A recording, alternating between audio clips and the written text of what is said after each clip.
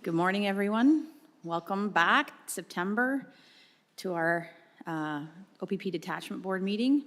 Seems like a long time ago since our July meeting, and a lot's gone on since then, I'm sure. If you haven't grabbed a package, the agendas are at the back. Welcome to Mayor Bailey and Member Boudreau online. Before we get started here, Spencer has taken attendance. And we will move to the agenda that you have. There's been a couple of addendums that have gone out. If there's anything to add to the agenda, can you please let me know now? Seeing none, I'll then ask for someone to put a motion forward to approve the agenda. Councillor Pierce and Mayor Bailey will second that. All those in favor? And that's carried. This time we need to ask if there's any pecuniary interest to disclose. Seeing none, we'll carry on. So our first, we have a guest joining us this morning. So first on the agenda, our first order of business. I'm really happy to see PC Jim Pereira here this morning to talk about the golf tournament that just took place a couple of weeks back. And I'm going to invite Jim to come up to the front here and maybe let us know a little bit about how the tournament went. And it's also an opportunity for those of us that may be watching, or those of you that may be watching, to hear about some of the work that the O.P.P. officers do behind the scenes and for the community and for the benefit of the community. So it goes beyond just what the calls for service are. So I'll ask you to come up now and.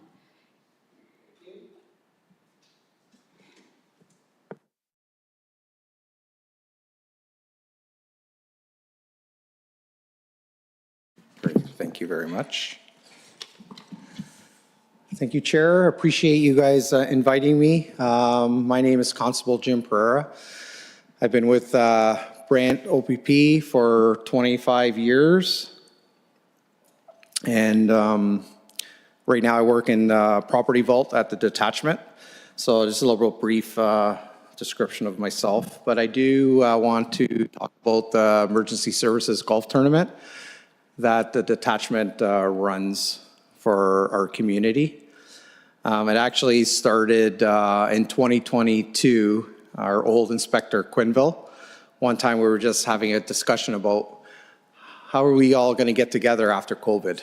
Because everything was so secluded and nobody wanted to be with anybody. So we decided, let's try to get our emergency services team, Brant, like fire, Brantford, Brant, policing, both Brantford Police, the O.P.P., and emergency services. Let's try to get them together. Let's build a foundation because we haven't been together for so long because of COVID. And then the decision became, well, why don't we try to raise some money while we're doing this instead of just having, just a fun game or a day. So then we decided that, yeah, let's try to raise some money. So then we decided, well, let's make it small and a community within that needs it, not these big ones that everybody always sponsors or just fundraising for. So I have to give credit to Constable Michelle Murphy. She's the one that decided or brought up Safe Beds program from the Canadian Mental Health. And I'm going to just read what Safe Beds is here, so we have the proper definition. Safe Beds program provides stabilization beds, counseling support, and referrals to other services for individuals suffering from crisis related to mental health addiction. It's a program through the Canadian Mental Health. It's a much needed resource that we as police officers use in the area. So we decided this is what we're going to pick and we're going to move forward. Again, we started in 2022. We started at Burford. We had spoke about it was a small turnout. We had about 100 people. And then it just grew from there. And I had to get a bigger facility because we had more than that. And we went from 144 people, which is a full tournament. And we went to Brantford City with Walter Gretzky golf course. So we've been there for the last 3 years. It brings together everything that we raise all stays within the community. It all went to safe beds. Anything that we do outside of the community, all the support that we get is all within the community, all from Brant County, all from Brantford City. Everything that we do is within the community. And, you know, there's challenges every year, of course, right? We're trying to raise money and work our way through this thing. So there's always some challenges in regards to who can help and who can't, but, you know, we've done a good job. So we have great partnership with a bunch of the communities now, sponsorships that have supported us through the years. And especially I want a big thank you to all the small businesses that donate prizes towards the community or towards our golfers, which brings together all of us. So I did want to say that as we started in 2022, we made $5,000 the first year. And then in 2023, we went to 8,000. 2024, we went to 10,000. And then this year, we're close to 15,000. So thank you for that. That's a total of the 4 years that we've been doing this, $38,000 for safe beds. And briefly, I just wanted to take this opportunity to thank all the sponsors that have supported us through the years, all the businesses that have made donations to us, and especially you as the board for your continuous support. So thank you. Well, congratulations. Like, I'm so thrilled to hear not only $15,000 for this year, but the amount of money over the past 4 years that's going to the Safe Beds program. I can only imagine how thrilled they are to receive that funding and how they're being able to use that for their clients. And I'm proud to be part of a little part of it myself, Councillor Pierce, Member Brown. We attempt to golf and we do a good job. And no, I say Councillor Pierce said it earlier, we're getting better every year. But it's just so great to see that day, how everybody has come together. And I know that you have a committee and that helps with, I know you do the bulk of the work and you're fantastic at doing it all. And I know that there's people that help you, but I just want to say thank you so much for everything that you've done to bring this together. It's such a great event. We're proud to sponsor it as a detachment board, both personally and as a board. It's just a great way to be able to give back to the community and to bring everybody together. And as long as you book the weather the same for next year, I think we'd be all set, because that was a perfectly beautiful day. It was. And it was just great to see the camaraderie in the room with everybody having the opportunity to talk and get to know each other and work together well. So hats off to you. I'm going to open the floor. I think maybe Acting Inspector McTaggart, do you have a few words that you want to add to that? Or do you have anything that you want to, yep. Thank you, Madam Chair. I just want to take this opportunity to, first of all, recognize P.C. Pereira. Him and I have a bit of a history. I'm not sure how many people know this, but Jim was my recruit back in the day. So when he joined the organization, I was selected to be his coach officer, and so we've known each other a very long time. So speaking to Jim's ability to organize and coordinate this, as you can tell, he's very humble and modest. There's a lot of work that goes on behind the scenes, and I'm very proud to say Jim's got it each and every year. He does such a fantastic job, and sometimes a lot of this falls on his shoulders. So you're correct in saying that he wears the lion's share of this venue every year. So like I said, I just want to recognize Jim for his hard work and our continued support to make sure that this is a success. As you can tell, it's all that money's local, stays local, and that's important. Thank you. Thank you. Councillor Pierce. Thanks, Madam Chair. Through you to Jim. Yeah. Thanks to you and to everybody involved with it. Like I said, we said earlier, this is our 4th year doing it. And the thing that I pull from it is, number one, it's a fantastic day. It's a fun day. And you alluded to it too, Madam Chair. The camaraderie between everybody that's golfing and the respect for each other. You can see it. It's not just a display for the day. You can really see the genuine respect that everybody involved with that, where all the different services have for each other. And that's awesome, because it's unfortunately in this world, that's not always the way. Mm-hmm. And it's really neat to see that. And as I say, it's interesting to see this grow and to have the funds from it locally, that's just the icing on the cake as far as I'm concerned. But yeah, kudos to everybody involved. It's been a fun day every time we've had it. And yeah, I suppose if you could book that weather again next year, that'd be fantastic. But Thank you. thanks again to all involved. Thank you. Well, I know we're going to probably see you sometime this week at the Detachment Barbecue, so there'll be an extra butter tart with your name on it. But, Thank you, madam. Just, One only? Sorry. I'm just checking to make sure that anybody online, nope, okay. So thanks for coming in today. I think it was just really important that we had an opportunity to recognize you publicly and for the work that you do. I know it takes you out of the detachment from some of the regular everyday stuff, but it's really important that we recognize some of the work that's being done in the community. And you're one of those people, Jim, that just selflessly does the grind and you stress yourself out probably a couple of days before the tournament, and but it all comes together, and we're just very proud to be part of that. And so we look forward to the fifth annual tournament next year and what that brings, and we're here to support you however we can. Thank you so much, Madam Chair. Thank you very much.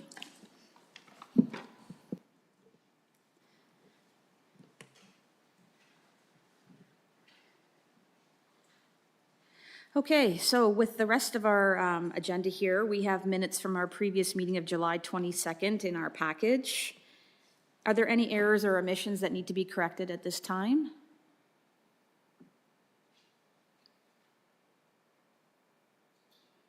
Seeing none, we'll ask then for a motion to approve those minutes. Mayor Bailey, thank you. And Member Brown, all those in favor? And that's carried. Any business arising from the minutes that we would like to discuss? Nope, seeing none. All right, well, let's get into item 7 then, and we'll have Acting Inspector McTaggart present the Detachment Commander's report. Thank you, Madam Chair. Since August was a break for the group, I'll have 2 months to report on. If there's any questions or concerns, I can either answer them as I deliver the reports, or we can wait till the end, however you decide. So I'll move ahead to July, and I'll start with motor vehicle collisions.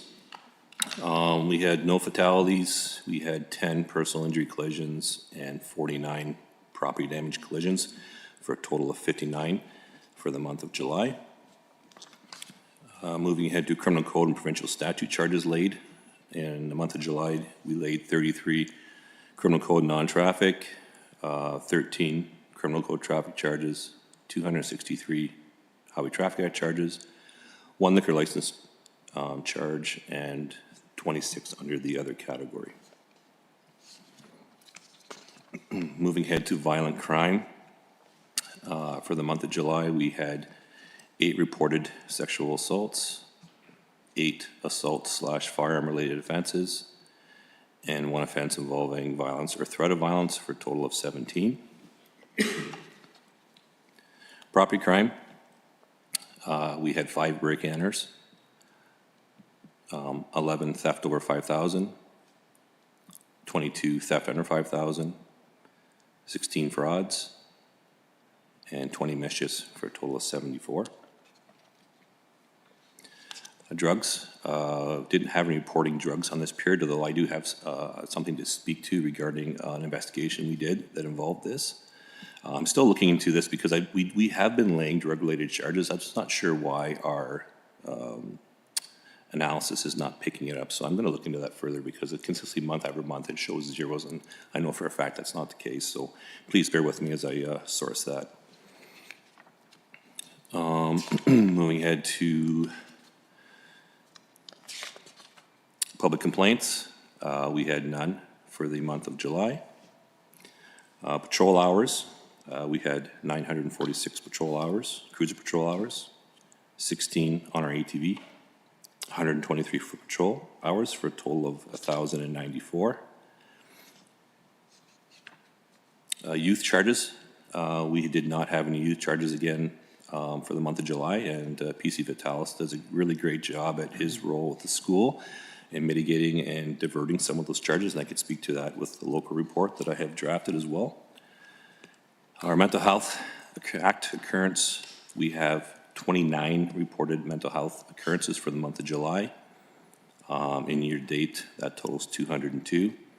And then the breakdown of those mental health calls, 1 involved in assault, 3 involved threat of suicide, 1 was a bail violation, 3 involved intimate partner violence, 20 were your traditional mental health act, and then 1 was involved as suspicious person. No overdose occurrences. Fortunately, we haven't had any overdose occurrences for the month of July as well. Again, moving on to victim services, we've offered 62 referrals to victim services. Of those 62, 17 were accepted. And year-to-date, we have the highest year-to-date since 2023 for offered to victim services, as well as accepted. So I look at it as a win, and we did have victim services in here last time speaking about that role in itself. So hopefully that makes more sense to the board.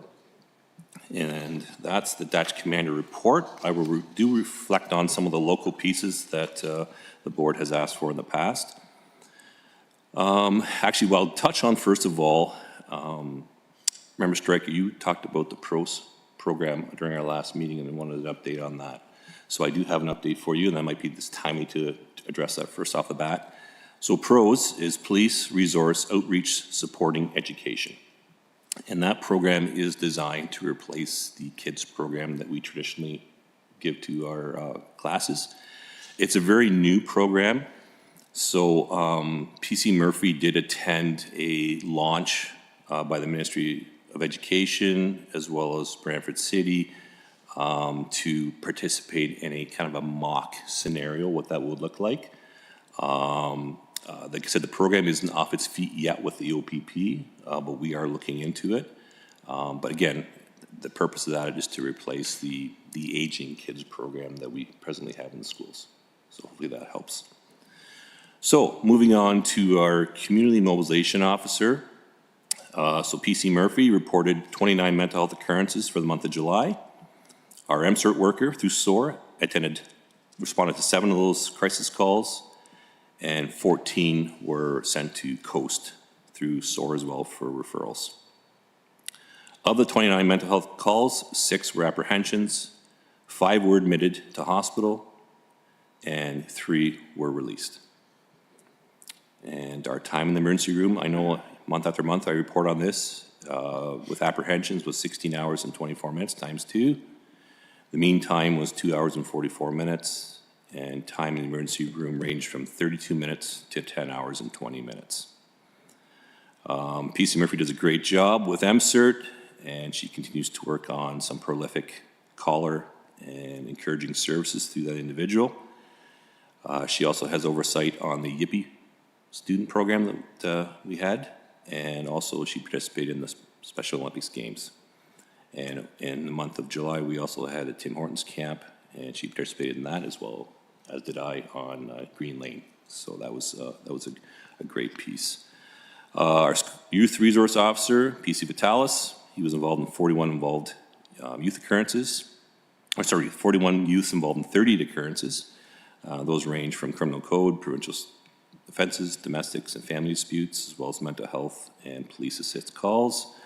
The outcome, 2 criminal code warnings, 1 criminal code diversion, 4 HTA POA charges, 6 HTA POA warnings, and there was no apprehensions.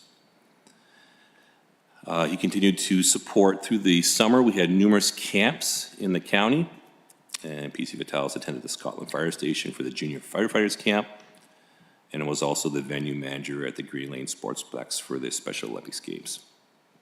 Our traffic management unit, for the month of July, PC Hall was out of the workplace on a medical-related matter, and with the other position currently unable to fill due to staffing concerns, we didn't have anybody in our traffic management unit for the month of July. Referring to our special events and meetings, again, our Special Olympics occurred in the month of July. It was an extreme success, all hands on deck, and we continue to receive positive comments from abroad, from the organizations that participated, recognizing the O.P.P, Brantford City, and Six Nations as fantastic hosts of these games. We did have a shuttle run that has been planned for the county, and that is through recruitment efforts from our recruitment unit, and again, reference the Tim Hortons camp. Regarding staffing, we welcomed an Accord officer, Angela Generous from Norfolk. This now puts us at consistently 3 special constables in our Corp Bureau, which is, there's enough work for 3. We struggled to fulfill 3, but now we are on the right path to success, and the attitude in the unit has changed drastically. They are more effective. I hear laughter in that unit, which hasn't always been the case, so that is definitely another piece as well. And we did have an acting sergeant from another detachment, Ian Wright from Haldeman, who filled in Brant as a team leader. He returned to his home location, and we've replaced him with Jeff Bund, who is a local Brant member in a team leader position acting role. I did speak to an investigation. I can't get into too many details on this because it's still before the courts. But in the month of July, our community street crimes unit, in collaboration with the street crimes unit from Middlesex, Elgin, and Oxford, conducted a search warrant at an address in Paris. As a result of that investigation, 2 individuals were charged with several possession of Schedule I substance, fentanyl, cocaine, and methamphetamine. Those charges, again, are still before the courts, but this speaks to an ongoing investigation that came to fruition, where the excellent investigative piece in this led to something proactive, and again, something off our local streets here in the town of Paris. So I feel that was a good news story for the board. So I can continue on if the board likes, or if there's any questions, we can pause. Do you want to do July discussion while it's fresh, or do you want to do it all at the end? Do it all at the end? Keep Everybody's going. comfortable with that? Okay, Okay, thanks. all right. I'll move along to the month of August. The month of August, and I'll start with motor vehicle collisions again. We had 2 fatal motor vehicle collisions in the month of August. 12 personal injury, what we refer to as a non-fatal injury, and then 42 property damage collisions for a total of 56. Criminal code and provincial statute charges, we had 46 criminal code, non-traffic, 31 criminal code traffic, 198 Highway Traffic Act charges, 2 liquor license charges, and 24 under the other category. Violent crime. We had 2 reported sexual assaults. We had 10 assaults/firearm-related offenses, and 7 other offenses involving threats of violence, for a total of 19 for the month of August. Property crime. We had 5 break-inners. We had 12 theft over $5,000. 12 theft under $5,000, 7 frauds, 6 mischiefs, for a total of 42. Drug crime, again, 0 is in there. I'm going to address that for future meetings. Under the other crime occurrences, we laid 1 provincial statute and 16 driving offenses for a total of 25. Public complaints. We did have 2, and for a total of 7 for the year.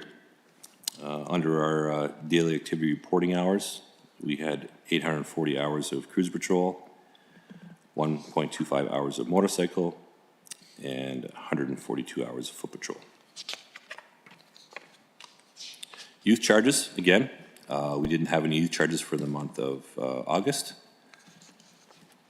Mental health, 28 occurrences for the month of August.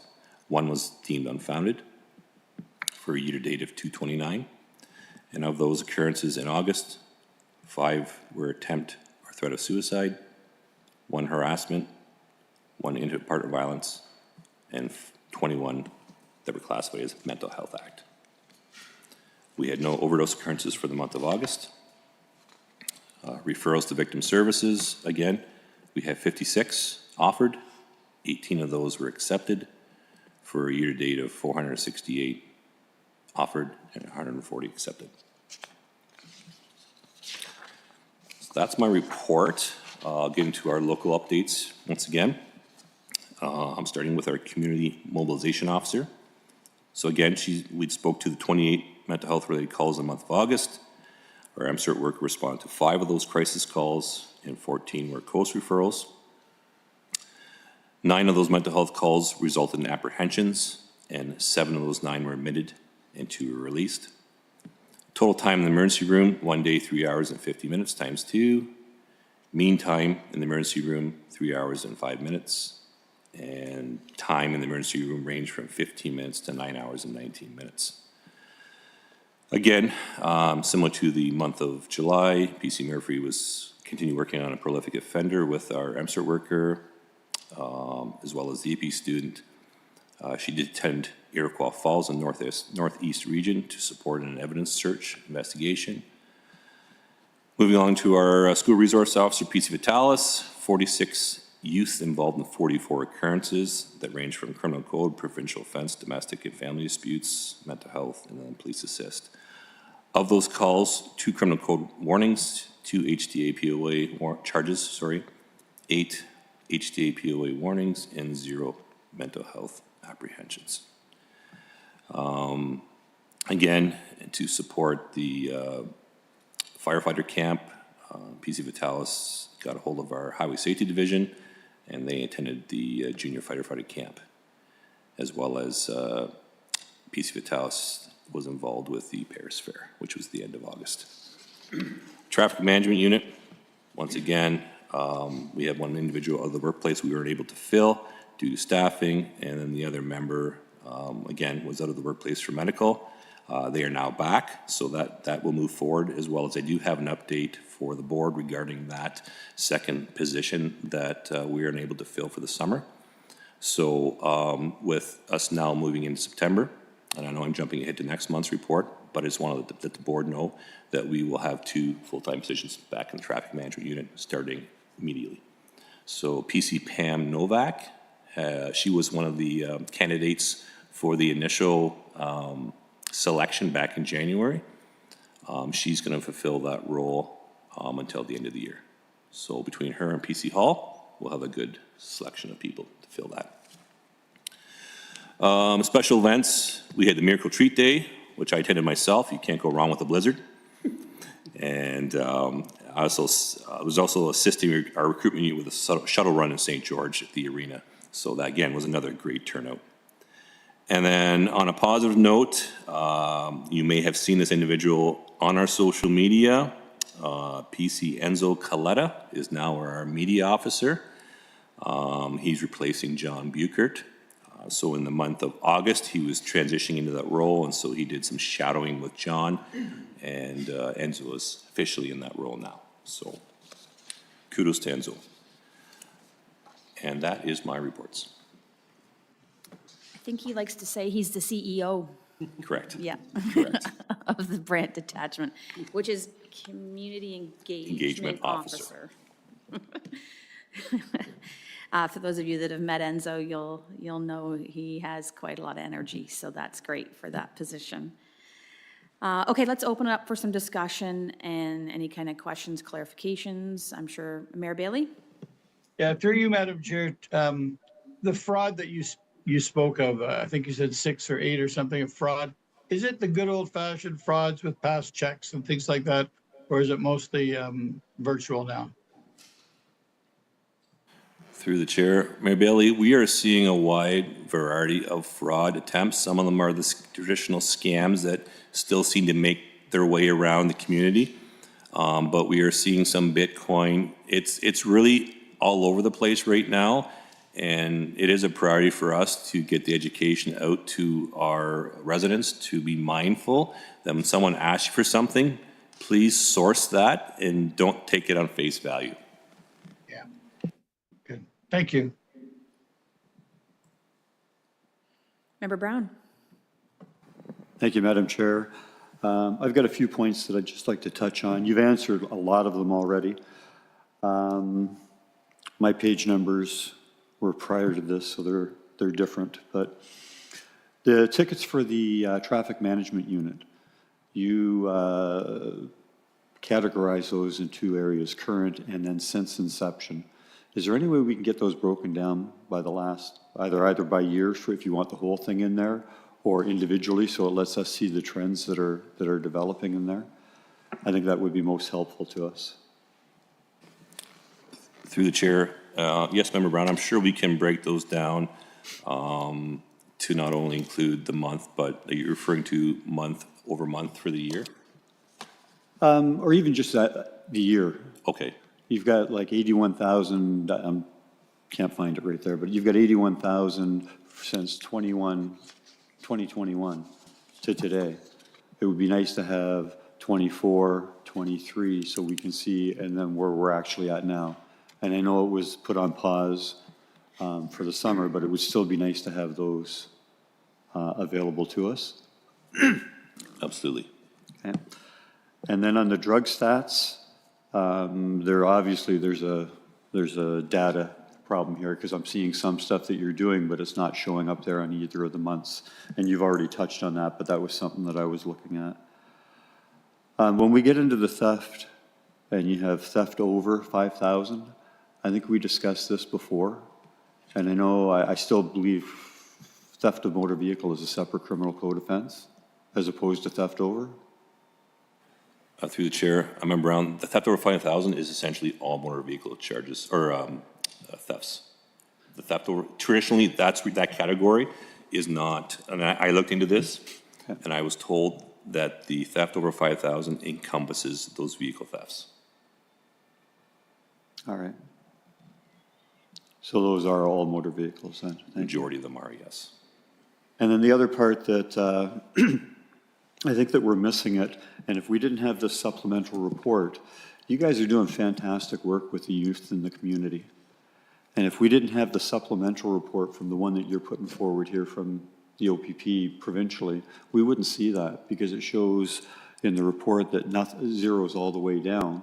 And even where in your recapturing your summary, it's showing that there were some offenses laid. So there's a misconnect there, or a disconnect. And if somebody's reading just this and they don't get your supplemental, they miss what you're really doing in the community. It shows nothing on this main report, but then when you read what you put there and you see what you've done with the Special Olympics and all the camps and everything, you're doing a lot. So that's something for you guys to reflect on and maybe send up to headquarters, that they're missing the boat where you guys deserve credit. It's not happening here. Thank you.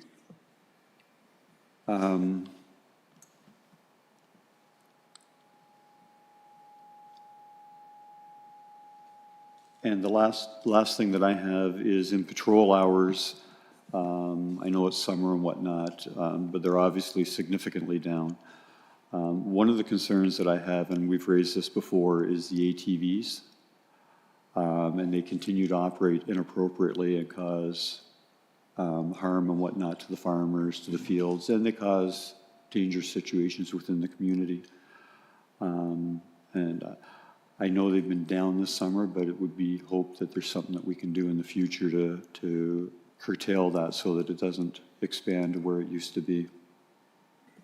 I can tell you, Member Brown, that we are currently collaborating with our traffic management unit to set up a schedule for patrols for ATVs specifically, moving forward into the fall. Because traditionally, this is where we're going to see a lot of people hunting and whatnot that are going to be operating those vehicles either careless manner or on the highways and whatnot. So that is a priority with us, and I know Acting Staff Sergeant Kootenays has been emailing back and forth with several people to set that schedule up. So we are trying to get ahead of that as well. Okay.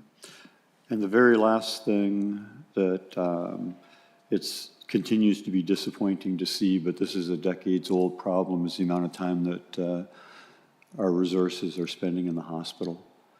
And is there any update on, and I'm not sure if that's from you or from Cindy, but what the roundtables that are going on, is there any update on the negotiations for an MOU? Through the chair, Member Brown, I can tell you we had a meeting in August, the end of August, with all of the stakeholders involved in the training, and a very productive meeting to the point where they have started to put together some material that is going to be used in the training aid for all the impacted services, as well as Brantford General. And I was in touch with the lead for that, and it looks like, I believe it's October is the next scheduled meeting, where they are actually going to be reviewing, rolling it out at that point. My understanding is that there's not a lot of preparation required for the training because we're not reinventing the wheel. We're utilizing some of the other locations' training aids to our benefit that will suit our needs here as well. And then in turn, push those out through either online learning, however we're able to accomplish that so that everybody's on the same page. So we are moving ahead, maybe not as fast as I would like, but I recognize everyone's timing and scheduling for those individuals that are in charge of training to make sure that everybody has the proper information and is comfortable delivering that message. So just to clarify, does this mean that we've come to an agreement on how things will happen? We just now need to start training and implementing that? Correct. Awesome, thank you. That's great news to hear that there's an agreement in place, but it's a slow boat moving to get there. And we've talked about this for a long time, and it would just be really great to see it actually come to fruition and see some decrease in those numbers for your team so they can be back out on the road. So I'm hoping that you get to the October meeting, and then I don't know when implementation will then roll out from there, but surely it can come sooner rather than, I know you want it sooner rather than later, so yeah. Just quick question on the ATV, just as a follow-up. I've seen on different posts, social media posts, whatever, maybe there's people new to the county, they're looking for places to ride their ATVs and their dirt bikes and their whatevers, and I don't know if there's an opportunity for some joint messaging between the county and the O.P.P, but we don't have the ability to ride ATVs on county roads in the county. It's a bylaw. Maybe there's some information sharing we can do there as well with some kind of communications out to the public, because based on some of the chats, the questions that were being asked, obviously people didn't know they couldn't drive their ATVs on county roads. So maybe worth an opportunity. I don't know, I'm looking out at a whole bunch of people. I don't know how to make all that happen, but maybe that's just another piece to what Member Brown was saying, is just reminding people that they're not even supposed to be on the road in the first place.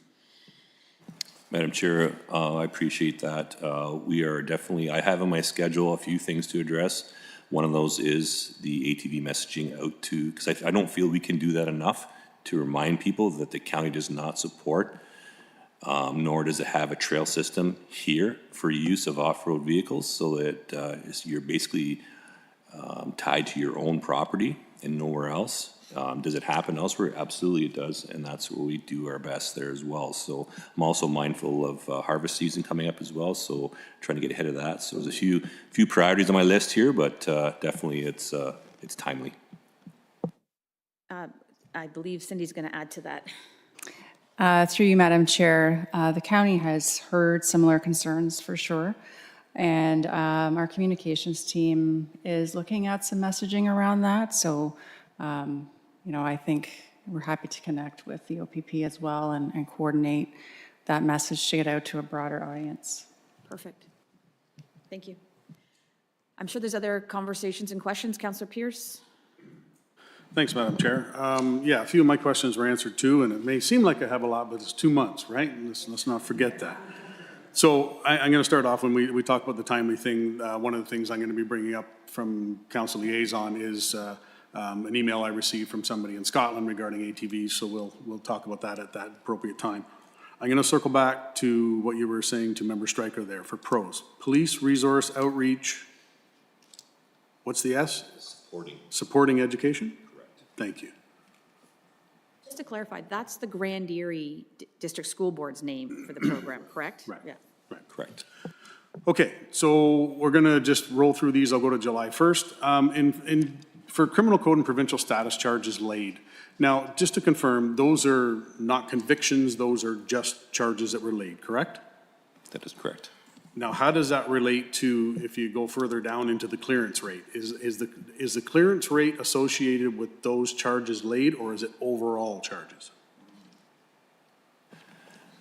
My understanding with the clearance rate, it reflects the overall charges that are laid for the month. And those clearance rates are kind of all over the place month to month, and you're probably keeping track of that. We do our best to correlate some of those clearance rates with investigations and tying them together so that we can clear a bunch off at once if we find somebody that's responsible. Right. That's traditionally what happens. When you find one individual, we can clear off a bunch, especially with brick enters and thefts and whatnot. So those clearance rates do fluctuate from month to month, but it does speak to an overall piece. Okay, and just to confirm, like that's taking in highway traffic acts and all that stuff, correct? Correct. Okay, thank you for that. And just regarding traffic-related charges, and Member Brown alluded to it earlier with the number of speeding offenses. Do we think it's actually people slowing down, or do we think it's just actually maybe less patrols? Through the chair, I believe through the month of July and August, you're going to see a lot of our stats are lower than it traditionally have been in previous times. That has to do with our staffing, especially through the summer with vacation and leaves and whatnot, that we don't have as many members on the road, and traditionally the calls of service are up, so that is all relative. Right. Okay, perfect for that. And just to confirm again, because somebody asked me on this, the e-tickets, is that strictly for speeding, or what the e-tickets are? Like the e-ticket warnings? So most of our tickets now are all e-tickets. Okay. We used to have a warning system that is now through electronic version as well. Right. So an e-ticket warning is a warning that is given by the officer outside of a charge. Okay. Okay. So if an individual is pulled over, and there are several offenses presented to the officer through an investigation, the officer has discretion whether they choose to lay all those charges, lay one and warn the other, or if they choose to give an entire warning for what they've initiated, that's up to their discretion. So that's where the e-ticket warnings come into effect. Okay, and so just to elaborate on that a little bit more, so for the e-ticket warning, like, okay, so somebody gets pulled over for speeding, the officer gives them the warning, a couple hours later, or next day or whatever, that same person gets pulled over for speeding, the officer that pulls them over can see, hey, you know what, you've already had a warning on this, so all that information pipes up whenever maybe the license plate number is put in or something like that? Yes. Okay, perfect. Okay, oops. Sorry, now we're gonna go to page 18. Again, with the clearance rates are down, so would that suggest more convictions or just longer investigations? Again, that's a very difficult piece to capture. Okay. Traditionally, clearance rates are reflective of investigations and the successes in those investigations. As you can imagine, some investigations are very lengthy in duration, so those clearance rates may not be reflective till down the road. So it's a bit of both in that case. Some of the investigations are quick, we can get through them and clear them off very quickly, whereas others may take some time just due to the sheer nature of the information we're presented. Okay. Okay, so page 24, when it talks about referrals and victim services, I know, like I've brought this up a few times before. If you look at our number, and you alluded to it as well for 2025, the number of offered is way up, which, you know, I think, as I've said before, that's a good thing because we have the services, which is fantastic. But it's kind of a double-edged sword, is it not? If our referrals are up, that means there's unfortunately more happening. Is that a fair statement? I think I've alluded to this in the past, that every victim service referral isn't necessarily a crisis matter. Some individual may just be looking for some support. Okay.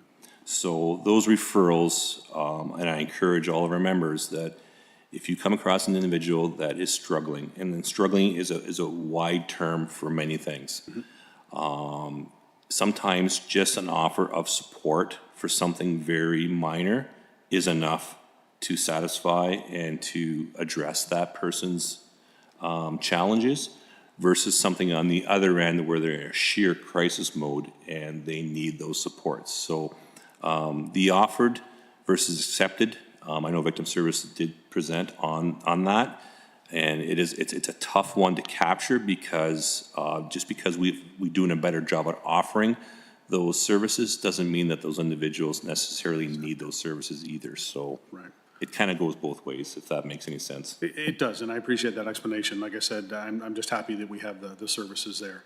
And then when the breakdown of the referrals, again, with the, if we look at, for July, if we look at the 11 to 16, okay, if we look at 2023, there was 100%.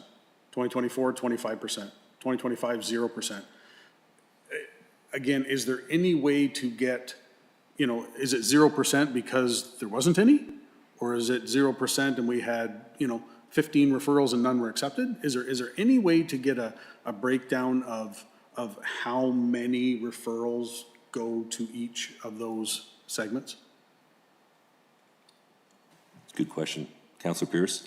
And I don't have the answer for you right now. Okay. And again, this report is pulled from specific parameters that may not capture what you're asking for. Okay. But saying that, I will make those inquiries and see whether there's a better way to capture those referrals in a more specific piece that reflects how many for each individual category. Right, that'd be great, because I mean, if it's 0% for 11 to 16 because we didn't have to do any referrals, that's fantastic. But if it's 0% and you know what I mean, I'm going there? So that would, if you could do that, that'd be perfect, thank you. Okay, sorry, Madam Chair, bear with me here. Okay, we're moving into August now. Where am I at? E-ticket warnings, you referred to that. Okay, so again, when we talk about, what is it, page 35, when it talks about property crime.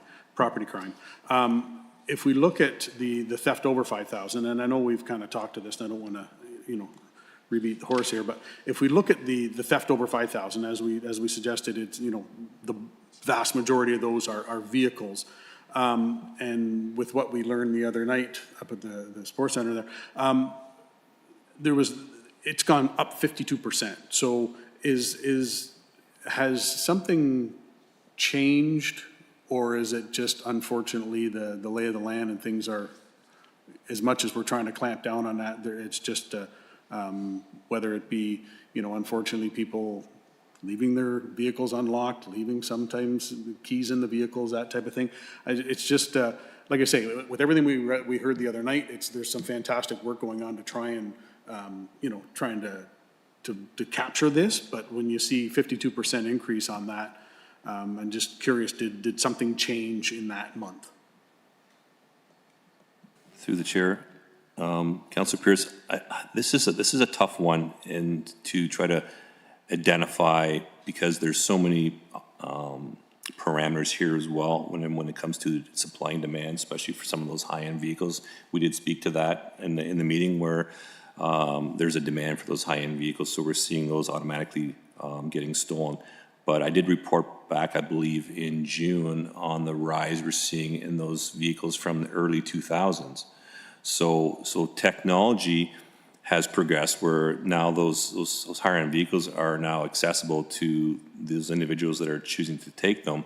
But then also we're now seeing a trend for those older model vehicles that are now desirable, and that's a challenge, is trying to narrow down the supply and demand for those particular vehicles.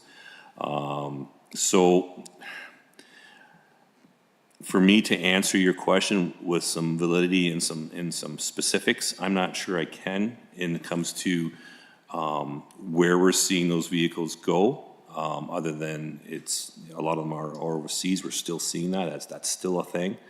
But when it comes to those older model vehicles that are traditionally maybe not as desirable, but desirable for the thieves that are taking them, maybe just because of sheer ease. I know we were talked about putting a screwdriver in the steering column and driving away, right? So Some of those older vehicles didn't have that technology that made more accessible in that way. So I'm still trying to understand the demand and the trend here as well.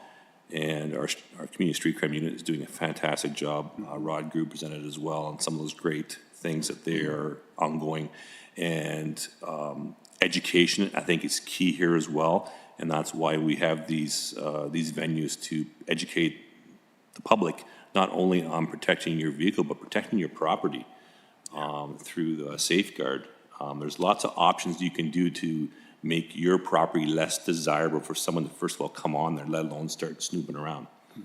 Kind of a long-winded answer. I don't know if that really satisfies your question 100%, but it's a very tricky category to try to summarize. No, I appreciate that response, and if I could, Madam Chair, not necessarily to the report, but just we were talking about the event on, was it Wednesday night? I guess, was it Wednesday night? Thursday, sorry, yeah. First of all, it was nice to see that many people out. I think it was probably 80 to 100 people there, I would guess. And I'm sure that, you know, if you went out of that meeting and didn't learn anything, then shame on you, because there was some information there that I know I learned a couple things as to, you know, the do's and don'ts and what's going on. So that was, things like that were great, and it was well attended and well presented. So that stuff like that, and like you say, with the education part, I think that's huge. So thank you. That's all I have, Madam Chair. So just for some context then, on, because we also heard this at the, for those people that weren't at the meeting, for the benefit of the conversation here, the car theft is not a Brant specific concern or an issue, right? This is something that all of our detachments, all of our police services are dealing with everywhere. It's unfortunate. There's some pretty organized people doing some pretty serious things.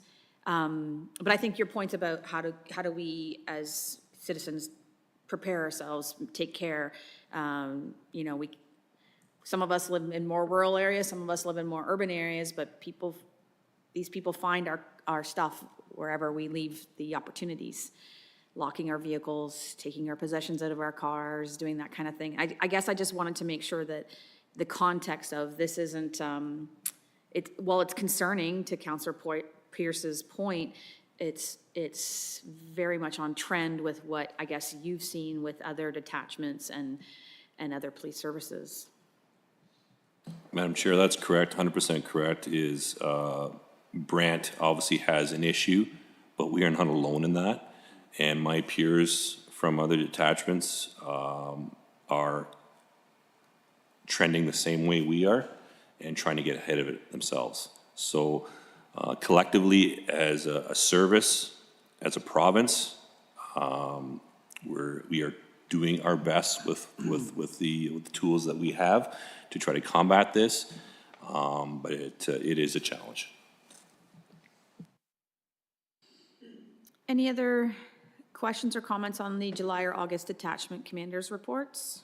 We've had quite a good conversation so far. Member Stryker, and then Member Boudreau will be next. Through the chair. I actually have a couple questions about the violent crime reported. Because we had July's next to August, and I was just drawn to like the numbers of sexual offenses and comparing them side by side.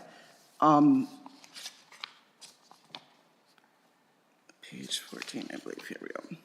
So in July, they were up pretty significantly.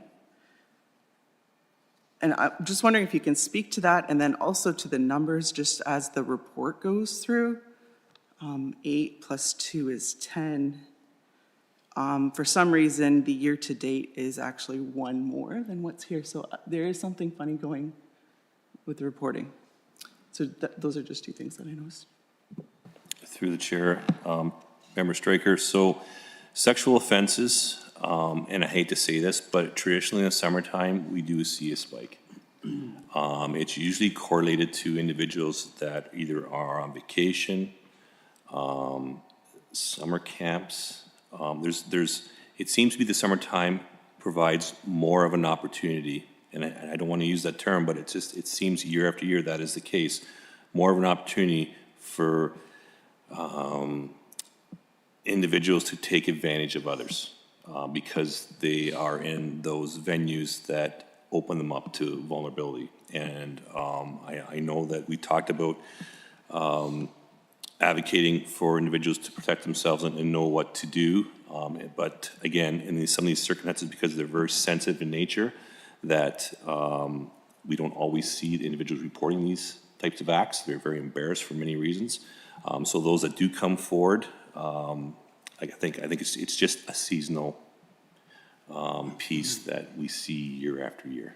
I know maybe that's not a great way to explain it, but I know for a fact in my 30 years with this organization, our spikes in sexual assaults do traditionally increase over the summer period. Okay, thank you. And then would that explain also why the numbers don't necessarily line up? Like a charge could have been related to an earlier offense? Yes, so some of those numbers may not align for that particular reason. They might have been reclassified somewhere else, or something else has changed that caused that number to reflect. And I know, for instance, and I'll just reference the fatal collisions. We've got 3 year to date.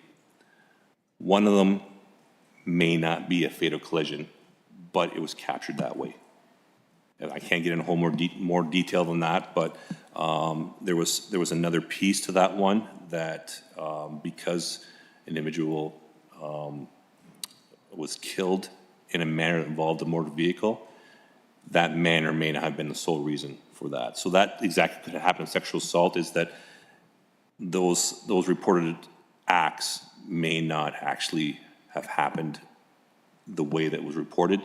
It could be something else involved in that. Sometimes we see victims recant, or there's other means in there. But I know Saskatchewan Kootenai's had something to say as well. Yeah, through Madam Chair to Board Member Stryker. I can speak to this one in July. We can't really get into the details because it's before the court, but there was a sexual assault that was reported earlier in the year. Through investigation with our crime unit, a person was identified in July and was charged with a series of sexual related offenses. And I believe that is what boosted the number as well for the July. I think that one person accounted for 4 separate charges. I was going to ask, like, if history also plays a part in some of the numbers. It depends on when someone reports as well, right? So if something doesn't happen immediately, they might be coming in to report that had happened previously. It's when they, I guess, yeah. So history also plays a part in this as well. It's hard. So I guess what you're, Member Stryker, you're trying to get some sense of trend. And is this a growing trend, or is this a concern that we need to be aware of? And so you're just trying to get an understanding of the numbers and how they relate. Yeah, I appreciate that. And then I also had a question, just being new to the board, about the role of the court bureau. Is that correct? So just, can you speak to what that role is and how it supports the police services, or? Through Madam Chair, Member Stryker, so our court bureau is made up of 3 special constables. Those special constables basically do everything court related. So they push through our briefs. So when we charge an individual, we put together the actual package, but they actually push it through the courts and ensure that there's compliance and full disclosure, because Jordan is very much an impact on us when it comes to timelines on what we have to, when we have to provide disclosure to the courts. They are doing summonses and subpoenas for witnesses and officers to go to court. They are doing court scheduling on the criminal and the provincial side when it comes to members having to attend court that way, as well as having to attract if all of a sudden court's canceled and now they're scrambling to get those members notified that they don't longer have to attend, as well as liaising with the Crown's office on matters. So they have a very diverse portfolio that is basically everything court related, and they are a busy team, but they are very efficient in what they do. We've got a great team, and I can't stress that enough. So we struggled for some time, and now we're seeing the benefits of having the proper people in the right places. Thank you.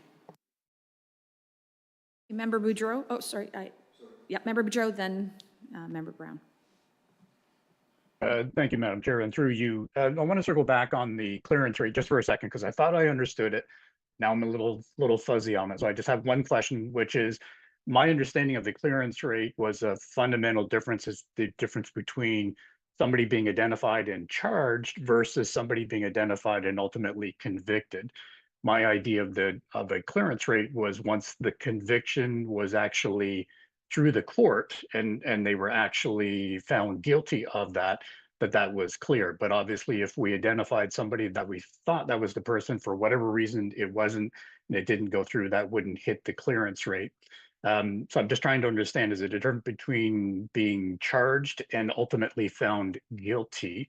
And then the other thing I would understand, and I think you referenced this in your response earlier, these things can take years. So we could be clearing cases this month that frankly occurred last year, 2 years ago, maybe even 3 years ago, depending on what it is, which can ultimately sort of skew clearance rates one way or the other, especially if some of the things that I just referenced, one individual that's been a repeat offender and suddenly 10 things that had been sitting outstanding get cleared up in one fell swoop. So just trying to understand a bit more clarity around the clearance rate that Councillor Pierce had raised as well. Back to you. Through the chair. And Boudreau, so clearance rates are somewhat difficult to manage, and you touched on that when it comes to cases that take a long time to see them go to fruition and completed. So I know when we identify an individual that has, for instance, has been stealing from a vehicle, and that's a very simple one where they go through, they rummage through your car, they move on to the next car and continue on and on and on. Those are very difficult to track down. But when we do track down that individual and we can link them to all those other cases, the individual is charged. Now, not every charge leads to conviction in court. What I mean by that is there could be a diversion piece, there could be other factors that lead to a conviction that's not actually on their record, if that makes any sense. So my understanding with the clearance rates is that once an individual is charged, that we then see the results of the clearances. But I will double check on that to make sure that I'm not wrong in saying that the clearance rates don't necessarily reflect a conviction, that they actually include the actual charges and then whether they make their way in court. So I will 100% verify that for you, sir, and get back to you hopefully in the next meeting on that. Good. Thank you. Thank you very much.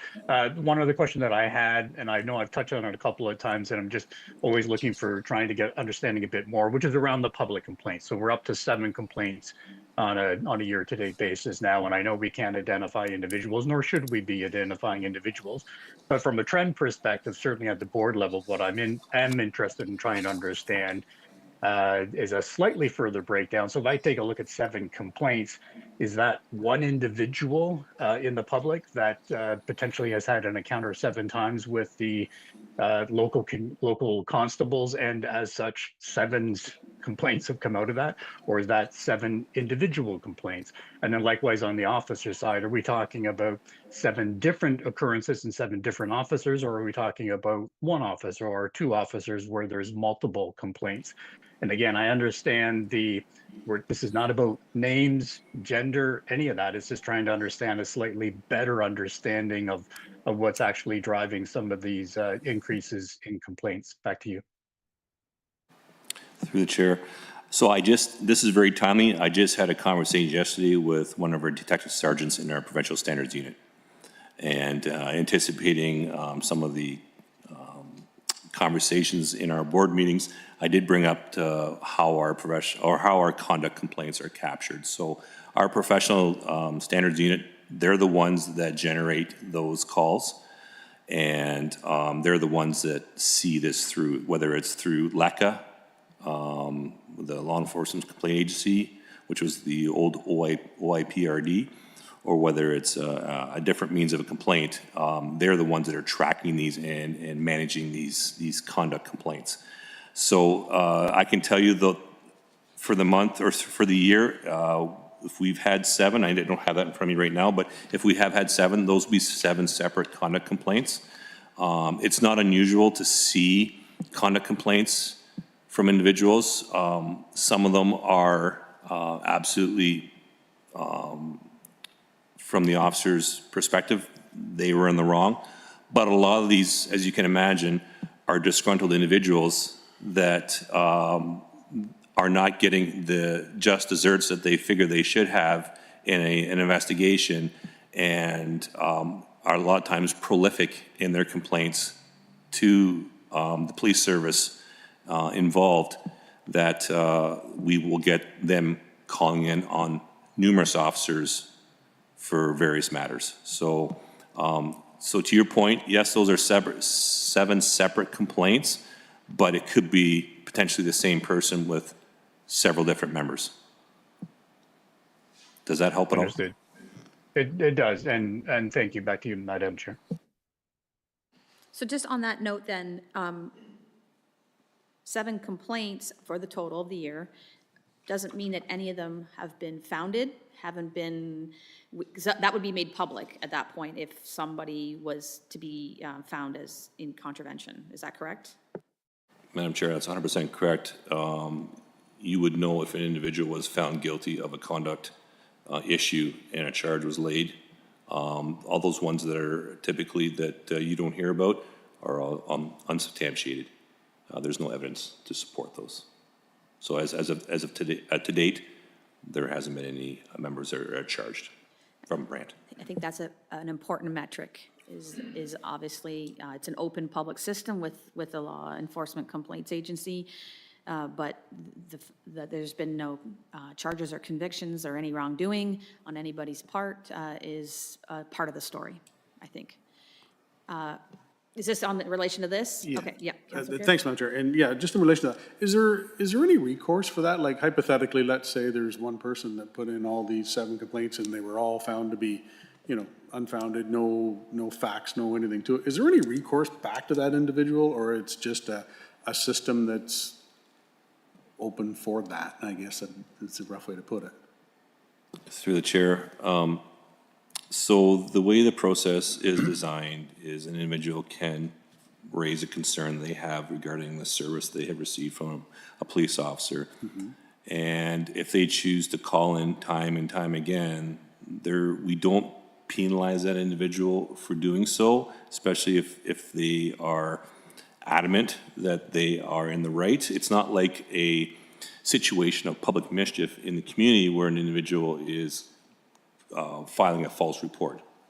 In this case, this individual really feels that they were wronged by the police service versus trying to aggravate an officer by putting a complaint through. They actually feel that this is legitimate, and through investigation, it's either substantiated or it's not. Okay, because it just seems that, and absolutely you want a thorough investigation on each of the complaints, but it just seems like, potentially a lot of time spent for unfounded accusations, which is unfortunate, but I guess it's good to have that avenue available. So thank you. Member Brown? Thank you, Madam Chair. Just one point of clarification on the theft of motor vehicles. Car gets stolen in Brant County, and it gets reported. That's an offense of a theft of motor vehicle. Car gets stolen in Toronto and gets found in Brant County. Is that also theft over? Or how do you report that one being found here? Through the chair. Member Brown, so if a vehicle is recovered in Brant County, and we can find an individual that's behind the wheel and we can charge it with possession of stolen property, that's the charge we would lay. When it comes to the actual theft of the vehicle, that will be for the host agency to lay a charge on, if they can prove that an individual took it from that location. We do the recovery. We don't actually link it back to the theft over, if that's what you're referring to. Okay, thank you. Member Stryker? Yeah, I just had a question back about the public complaints. I'm wondering, if the timeline for resolving these complaints is made public? Like, is it something that's investigated over 2 months or a year, or how long does it take? Through the chair, Member Strikers, so there isn't necessarily a timeline per se that the investigator is given. Obviously, LECA would like, so traditionally when LECA receives a complaint, and this is a piece that I feel is important for the board to know, that I reached out when I talked to the detective sergeant from PSU yesterday. I offered to, I said, would it be in your best interest to come here and present to the board? And he said, absolutely. He would love to come here and provide an update on his role as well as conduct and how the whole process works better than I can explain. So I feel that maybe in the new year, there's an opportunity to invite that individual here and then hopefully put some clarification and some understanding on the process itself. So LECA does have some timelines, but it's timelines for police investigations, not so much to update the public. Like I said, when it comes to a conviction, absolutely, there's a public notice of that, but all these other investigations go on behind the scenes to the point where they are just addressed as they come. Good. And that would be the same, just information, my understanding is that's the same organization that, like, as board members, if there was a complaint about a board member as well, that it would be put through that same organization, same investigative process, same timeline, and only would be commented on if it was a public, or a decision was made. Yeah. Okay. Any other questions? A good fulsome discussion. Well, when we have 2 months, when we have 2 months to cover, hopefully we can get acting staff sergeant, or acting inspector McTaggart off the hot seat here for a minute, but well done. Any other questions or comments now that we've caught up for the 2 months of the reports? Okay, seeing none, we'll have a motion then to receive the report for information from, Member Stryker, you put that forward, thank you. Seconded by Member Boudreau, thank you. All those in favor? For both months, excuse me, yeah. Is that okay? Yep. All in favor? It's carried. Okay, let's go into item number 8, and that's staff reports. We have Cindy giving us a report on our board insurance. And I'll pass it over to you. Through you, Madam Chair, I don't think my reports are nearly as exciting as Inspector McTaggart's. I believe this is fairly straightforward. It's recommending that the board provide direction to staff to renew the current insurance policy, which is a group policy through the O.P.P. That organization developed this policy as there was a true need to do so last year with the change in the new legislation, and there were no insurance policies available. The price for the insurance renewal is maintained at the same amount as it was for the last year. I'm happy to take any questions. My microphone on? Any questions or comments? Thank you, Madam Chair, through you. So fantastic that the policy hasn't gone up, it's still the same price. That being said, the way prices go up, is there any chance or any thought or any consideration about locking in for multiple years if they'll give it to us at that price? I don't know if that's a thing, or... Is it even an option? I don't know. I just, when I saw that it didn't go up, I thought, ooh, let's take advantage of that. Let's work on that. Through you, Madam Chair, that's a good question. I'm not sure if that's an option or not. Haven't been involved with some other insurance policies through the county. It's typically on an annual basis, but it's a question that I could ask. Yeah, and just to that, through you, Madam Chair, just to that point, Cindy, is we know how insurances over the last few years have gone through the roof. So when you see something like that, yeah, if you could, and if it's not an option, it's not an option. Yeah. But thanks. So if it is an option, we'd want to lock it in for a few years, or like it's expiring on Saturday, so we need to get something done soon, because we have to have insurance to be able to meet as a board. So I'm just trying to make sure I understand the direction from Councillor Pierce. Yep. So, Madam Chair, I would put forth a motion then that, or I guess, well, it's got to be a motion because it's changing this. I'll go to our clerk for that. Or just direction to staff to investigate option of additional year, like even if we just did, you know, a couple of years at that price. So at the minimum, we want to go ahead and renew for the 100%. 1 year. Yeah. But if there's an option to do 2 or 3, to go ahead and do that as well. Yeah, I would cap it at 3 years, but if we can, if they're willing to lock in that price for 3 years, I think it would behoove us to definitely look at that.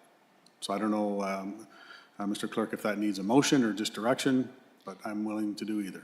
I think we need a motion for to renew the policy for sure, right? Go ahead, sorry. Through the chair, definitely a motion for renewing for this year, and I would advise of a motion to look at if 2 or 3 years. I definitely would suggest a motion. We could look at splitting it into 2, just do a motion for this year, then do a motion for however many years, 2 or 3 onwards, if that's what the board desires, just so then it's. Through you, Madam Chair, I guess maybe if we could just, you know, amend or put the motion in that, you know, staff be directed to, you know, renew for the 1 year at the 3,600, but if the option of the 3,600 is available for an additional 2 years to do that. At the same rate. At the same rate, just looking for a seconder for that. Do you have a question, Member Brown? Okay, seconded by Member Brown, as long as Councillor Pierce is putting that motion forward. I am, yeah. Okay. Yep. Go ahead. I just have a question to Member Pierce. Where would the money come from to pay for insurance 3 years from now? Would it come from our current budget? How do we account for that? You would accrue it, wouldn't you? I would go through Madam Chair and put that back to Cindy. It would be a prepaid expense, and you'd probably accrue it into the future years. It would, through you, Madam Chair, we would need to account for that in future year budgets. You know, so I suppose there's the potential that it wouldn't be approved by council, but you really can't operate as a board without the insurance, right? So I don't think there's a risk to that. So I think the challenge that Member Brown's saying is, if we're doing that, we got to pay for it now, even though you accrue it on an accounting spreadsheet. Someone's paying for it somewhere along the way. So, yeah, but that sounds like that's maybe not so much of an issue. It'll be interesting to see what comes out of this, because it's a group policy through the O.A.P.S.B., and there might not even be an option for, we might even be, you know, it might just be 1 year at a time here with this. And it's so brand new, this policy. This is only the second, this is only our first renewal, right? So, all right, so we have a motion on the floor from Councillor Pierce, Member Brown, to renew at minimum, this is not exactly the words, but at minimum, my understanding, for the year, the 1 year, but if we can renew for up to 2 additional years at the same time, at the same rate, that we should proceed with that. That is my motion. Okay, let's call that question then. All those in favor of that motion? Okay, that's carried. Thank you. May the force be with you, Cindy, on that one. I need the force on a couple things, so I'll take it. And then you'll let us know, I guess, what the outcome of all that is. But at minimum, we at least have the renewal in place for when it expires this weekend. And then we'll just transition then into 8.2, the false alarms.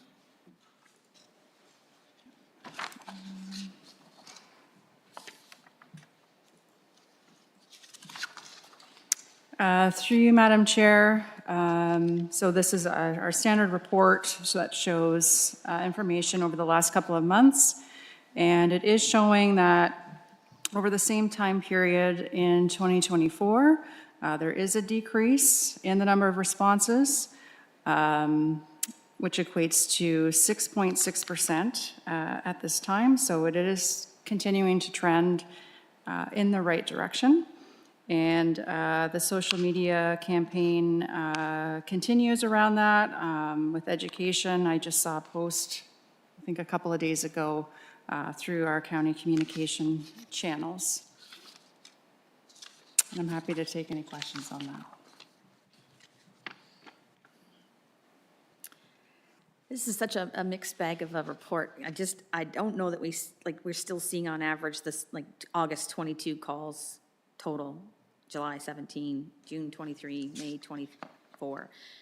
We still have the high flyers. I just really hope that we are going to see some return on investment on the work that's being done. Member Stryker? So maybe these are too specific, but through the chair, I'm wondering about the timing of the site visits. It sounds like what your goals are for that. Through you, Madam Chair. So we've just had our final reviews done on the letters being sent out. They had to be reviewed through O.P.P. as well as county. So those should start in the next month. And once a property owner is notified that is coming, we can start those site visits. And we have coordinated that between our bylaw team and O.P.P. as well. Okay, so as follow-up, have you decided on a goal? Like, we want to make sure we're seeing within, so many days or so many months to follow up with the site visit? Like, has that detail been? Not at this point in time. We haven't targeted, within a week or anything like that. I think those details we still need to work out between the agencies.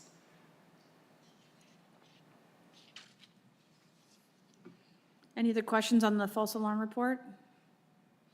Hopefully with the meetings and the letters and the communications and everything that we can somehow have a metric that sees that we're having an impact, and I say we, the global we, but appreciate the work of bylaw and O.P.P. on trying to resolve some of that, because then it can free up time for other things that are a priority as well. If there's no other discussion or conversation on the false alarms, we'll have a motion then to receive the false alarms statistics report for information. Member Stryker, seconded by Member Brown. All those in favor? And that's carried as well. Okay, we'll move into section 9 in our communications items on our agenda. We have 2 items to discuss today. 9.1 in your package is a summary of revenues collected and shared to us from the municipal policing unit with the O.P.P. It itemizes the different breakdowns for the different services, security checks, reports, fingerprints, total revenue that's been sent back to the county, and then, of course, noting that this is eventually being phased out, so we just need to be mindful of that as well. So that'll go back to the County of Brant with a credit memo of $12,393.62. So this is just for information at this time. And then the other piece in your package, 9.2, is the final version of our annual report for 2024, the Detachment Board's annual report. Special thanks to Sarah and the county staff that made it look, took our words and made it look so great with the front part of it. So I'm pretty pleased with how this is our first go at it, so this is great. And then we've also merged that with the Detachment Commander's annual report as well into one document. So we have our required board report that we're mandated to do under the Community Safety Policing Act. And then we have the detachment report as well. We'll be presenting that officially tonight to council as part of our requirements under the CSPA. And then we'll also be posting that on the county website under the O.P.P. section as well. So it'll be available to the public for anybody that wants to be able to review that as well. This is our first go at it, so keep in mind some things now that you might want to do differently for this year's report as we get ready to do it. And we'll get better, not better, we'll be more in line next year, this being the first year out. We didn't have as much to report on, being a very short year last year with the new changes. but this is required for us to have completed by June 30th of every year. So this year, I think the expectation from everybody in the province is that we're getting closer to that timeline. This year was a little bit of a learning curve of getting things into place, and so we'll have to get this into our board calendar sooner to be able to submit 2025s by no later than June 30th. Councillor Pierce. Thanks, Madam Chair. Just a couple comments about that report that I'm trying to think of potential questions that may be asked tonight, just to give you guys a heads up on that. So within the budget, I guess it's page 4 of the report where it's got report on budget. When it talks about, you know, the recovered items in the community used to come back, and however, under the new CSPA, the funds are now directed to the O.P.P commissioner. I'm assuming that the question might come up of how much is that? So just have that in your back pocket. You don't have to answer it right now unless you have it, but just of what might be asked tonight. There was that there, and then further down in the commander's report on page, I guess it's page 8, when it talks about the 2024 roadways, waterways, trails, and progress update. When it talks about the commitment to decrease the number of injuries and deaths on county roadways, and then the progress update that there was a notable decrease in fatalities in 2024, the reduction of 57% from 2023. Again, I would anticipate somebody might ask numbers. So just to have that in the back of your head, in case that I'm thinking that question might come up. And there was one other one. The one other one was on page 16. I'm sure somebody's probably going to ask about this when it talks about policing hours. If you look at 2022 to 2023 to 2024, there's a downward trend of frontline hours. So I'm assuming that there might be a question asked on that, just to kind of give you the data to think about that. But anyway, I just wanted to, it's a great report, but I just wanted you guys to have everything you need going into tonight. Appreciate that. By the looks of it, council has a very busy agenda tonight, so hopefully we are able to be efficient and effective in our presentation of the annual report. Yep. If anybody wants to join us, Acting Inspector McTaggart and I will be doing that this evening here well, meeting starts at 6, but whenever the chair of the meeting gets us on the agenda. Yeah, so that's great. And I'm pretty proud of our first go at this, so that's a good start. And I know other detachments are doing similar work as well. And it'll be an opportunity also for council to have some interaction with Inspector McTaggart as well in terms of, you know, our leadership transition. I don't know that they've all had that opportunity. Well, that'll be your first time presenting to council as well. So it'll be a good opportunity to do that. So there's nothing else on the communications items. Unless there's any other conversation, discussion, make sure I got everybody online. Nope. All right, let's move into item 10 then on our updates. Councillor Pierce. Thank you, Madam Chair. A couple things brought by council that we've received letters from the public, and one of them was discussed today in regards to ATVs, and I'm happy to report. I'm happy to go back to this particular person that, you know, you're working on a schedule for ATV reports. If we could just ensure that Scotland is in there, because I can forward you the email if you want, Inspector, just so you have it there, that there seems to be a large issue in Scotland with them being on the roadways and that sort of thing. So as we talk about timing, it was interesting that I was bringing this up today. So but you're all over it, so that's good. So I'll go back to this person and just let them know that it is something that that we're, you know, top priority, and there's something coming in the short order. Councillor Pierce, can I just, sorry, go.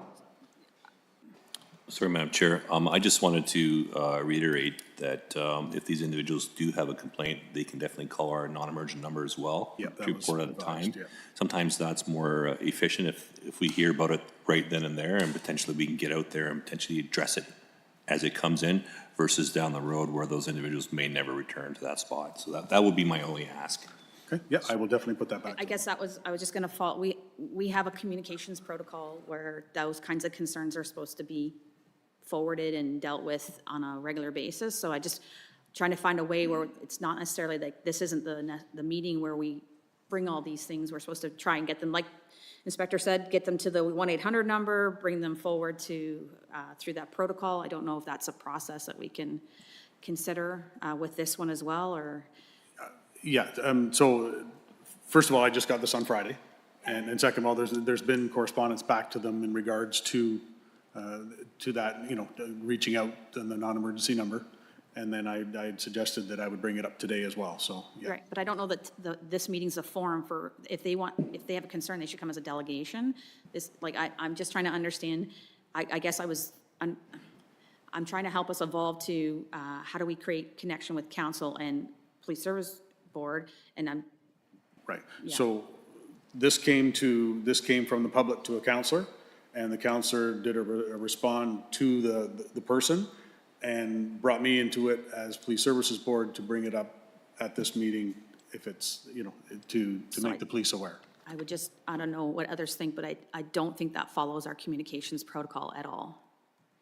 I think that if the council received that concern and they responded and then brought you in, then it should have been directed to myself or to Inspector McTaggart to deal with it right away, rather than coming to today's meeting. That's how our protocol is laid out for the communications decision tree. I don't know if others want to jump in on that, or if I'm missing. Member Brown, Member Stryker. Thank you, Madam Chair. I agree that we have a members protocol, but I also know that this is a concern that a lot of people have, and they're afraid of retribution. And I'll go to some of the people that are working the fields and whatnot, and that's why they don't call directly to the police and why we've addressed it in the past. And Cindy has had some contacts. Obviously, it's coming through council. So I think it's a bigger problem than what stats would show, because people don't want to call and have something happen to their equipment or their houses or whatnot. And those are some of the ones that I've addressed in the past. So I realize that we have something, but that information does need to get to the detachment as soon as possible. I understand that, but I don't think we can shut off all lines of communication to people who have a complaint that don't want to come forward with it either. I'm not suggesting that. Member Stryker? I guess I'm asking for clarification. When I did some onboarding with Inspector Quinville, I understood through that our police hours for service was related to the calls for service. So even a non-emergency report like this would actually have an impact on the service that the O.P.P would provide us. So I do think it's important, if I understood the situation with my onboarding correctly. So I think it's really important that, if that is the case, that we do use the communication protocol. And while there could be some trust issues that we need to work through, I think it's important that we do use the system that is in place with the O.P.P. Yeah, and Inspector McTaggart, you can speak to it, but I guess the concern I have is that I can appreciate that people have, concerns in their communities, but if they don't call it in, we're not going to get any kind of response. And if they don't, your team will get the call for service based on that call coming in. It gets itemized, it gets accounted for, it gets a number assigned to it, however that all works. If we don't encourage the community to call things in that are of concern to them in a non-emergency way, we can provide them the numbers, we can give them all the information to do that. If they don't call that in and they keep going to our elected officials or to any of us to try and resolve things, it circumvents the process. So, and none of us should have a direct line to be able to direct policing in the community. So it's a matter of being able to give that citizen the 1-800 number, encouraging them to call that in. Obviously, it's an emergency, it's 911, but they need to call that in so it gets that statistic captured. It gets that occurrence captured so that they can respond, but also that it can be captured in the report to show if there's trends or if there's information. And That's just my view of the world, but I'm sure, Inspector, you might have some other thoughts. Thanks, Madam Chair. To your point, exactly, a lot of these complaints are definitely timely is better. And Member Brown, you're not incorrect in saying that people have those fears. But I can assure you, our members, when they respond to these types of calls for service, aren't informing those individuals that are caught potentially trespassing as to who called you about them. They're in the wrong. They need to explain why they're there. So to that point, our members are very professional and have that professional approach on all these calls for service. So I would encourage, as a group here, that if an individual of the community is reaching out to you, to encourage them to take the proactive steps to notify the police if it is a police-related matter. And if they're unsure about doing so, maybe there's an opportunity to then help them direct their complaint the right way, because an untimely response of several days later doesn't help us when it comes to tracking down those individuals at fault. And we may never get the satisfaction to report back to the property owner, hey, we caught this individual and they were charged accordingly. So that would be the communication protocol that myself and Chair Haley have signed I thought was very clear. And I would encourage that first line of defense to have the individuals contact the police, because I can tell you we have a great group of officers at our detachment, and we do have the time to investigate these occurrences. Mr. Brown? Sorry. I didn't- Madam Chair, through you, I agree 100% with what you're saying, and every person I've spoken to, I've told them you need to call them at the time where there's 0% chance of catching them later, but I can't control whether they do or not. And obviously, by the fact that you're not receiving these calls, they're not. So that's all. It needs to be communicated so that you're aware of it, because they're not following through what we would like them to do. Do you have anything else on, was there another item? No, that's good. Okay. That's good for now. All right, thank you. Okay, then moving on to 10.2, OAPSB Zone 4, we had a meeting September 10th. Thank you to Member Brown and Member Stryker for coming to Woodstock as well. It was a joint meeting with the Ontario Association Chiefs of Police Zone 4. Inspector McTaggart was there, as well as a number of police services from Zone 4. It was a productive meeting, well attended. Good opportunity to connect with everybody and talk about some of the issues. A lot of the conversation that particular day was on the use of drones and how that's used in investigative work, and some of the municipal police services looking at investing in equipment.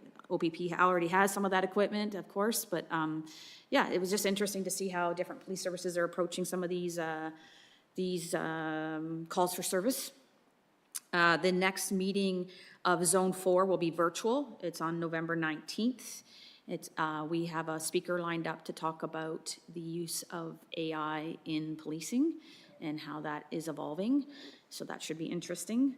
And then we don't have 2026 dates set at this point yet, but we'll look to do another joint meeting at some point through the year with OACP as well. For moving to 10, unless there's any questions on that, 10.3, we've talked a little bit about some of these things that have happened in the last couple of months already, but just to give you an overview of some of the things that we've been working on, just wanted to commend the team and Councillor Pierce has already talked about how great of a turnout this was last Thursday night at the Brant Sports Complex, but for the community safety night that happened last Thursday.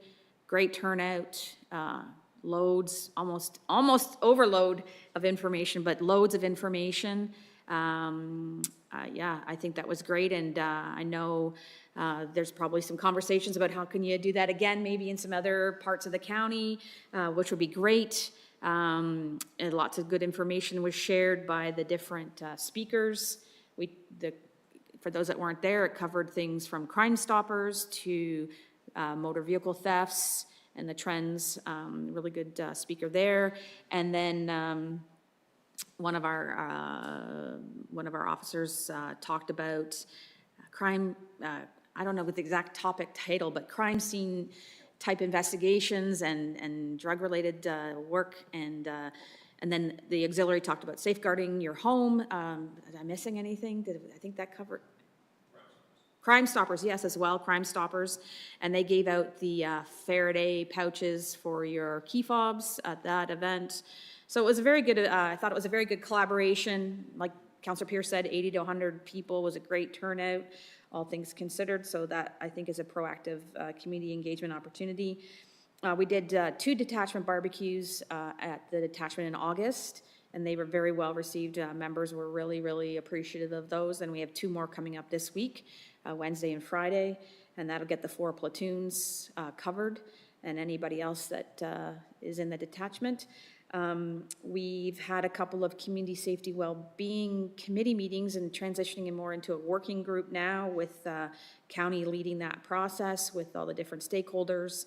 The discussion has kind of been how are we going to measure some of the successes or some of the projects within that plan and the outcomes, and how do we track, how do all the different services contribute to the report? How do they take their data and make it like-minded data? And the challenges with some of our community service partners is they don't have county-specific data.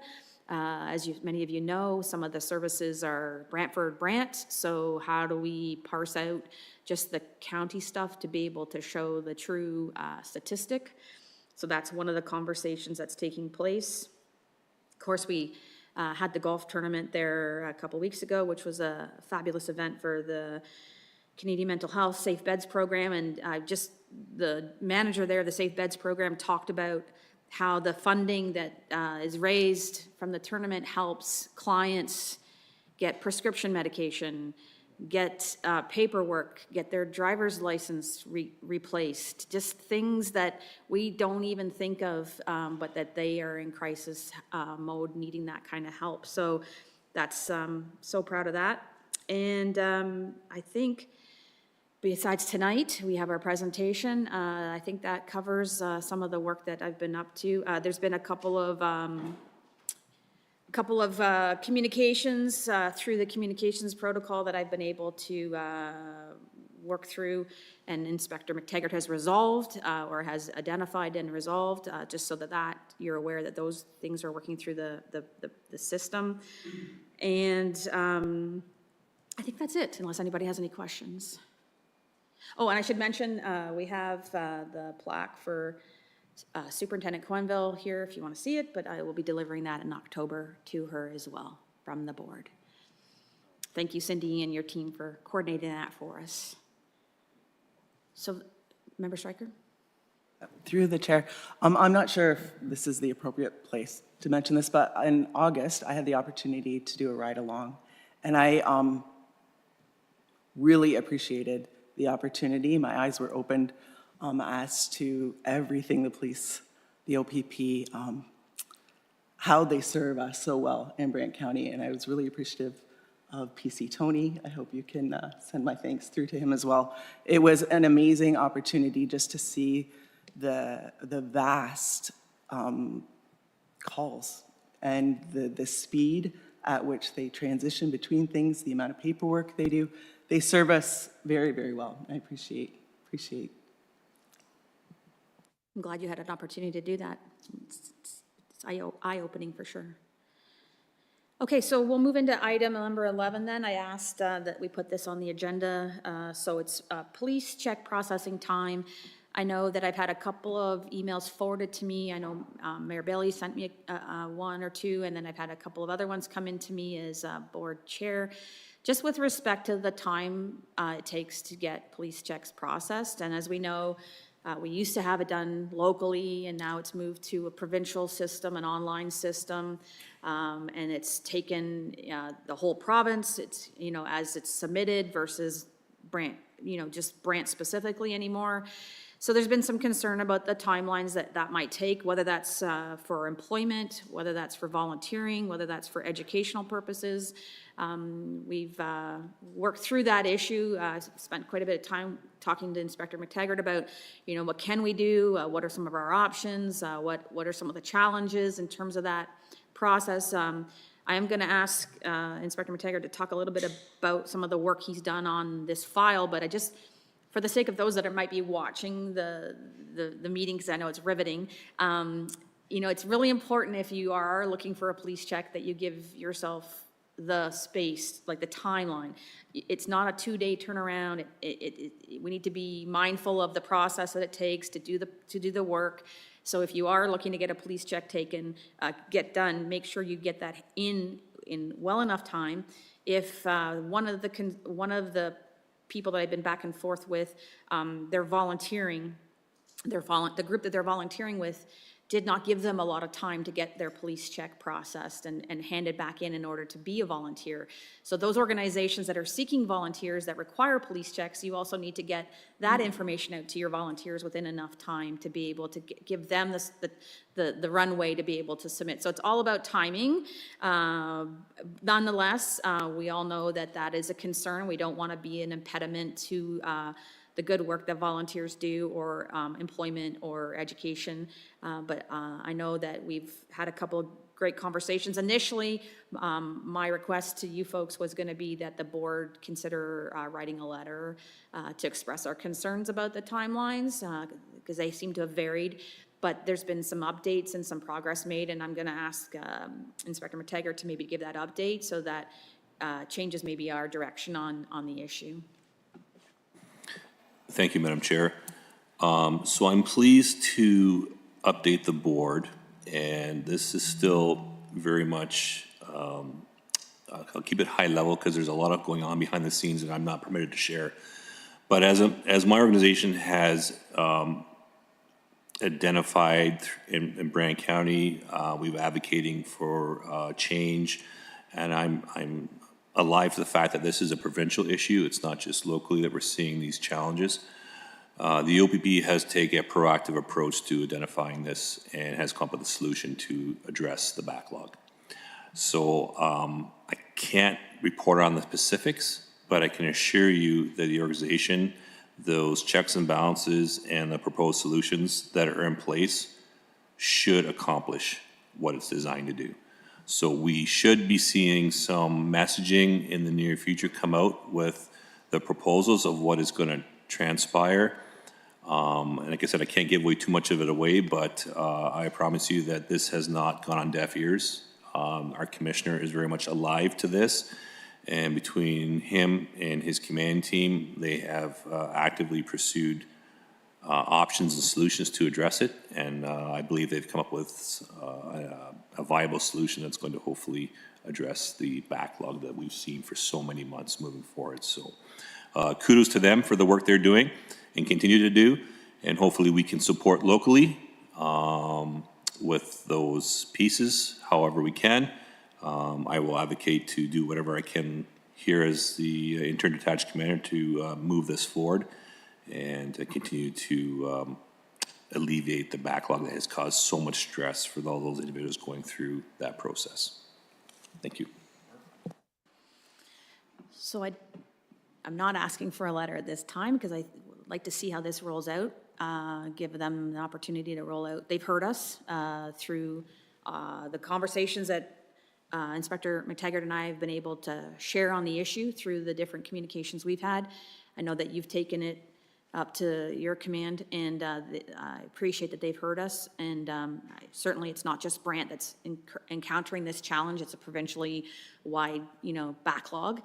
But I'd like to be able to see how that rolls out first before we take any further action, if that's okay with everybody. But I just wanted to give you the update of we have had, concerns expressed to us, and we have been able to deal with this in a proactive solution-based way. So hopefully that will be seen in the community, and that will result in some reduction in wait times. So that's kind of the update, and if we see something otherwise, well, we can always circle back on it, but I don't think we need to take any further action at this time, if everybody's good. And thanks to you and the team for bringing that up the chain and being able to advocate and for having those conversations with me about the concerns that communities express. So that's good news that we're being able to respond. And that brings us, I don't believe we have any in camera today. So that brings us to the end of our busy agenda. Our next meeting is scheduled for Tuesday, October 28th, here, 9 a.m. So that's the end of the month because we're the fourth Tuesday. And if there's nothing further, then let's adjourn the meeting here at 10:52 and hope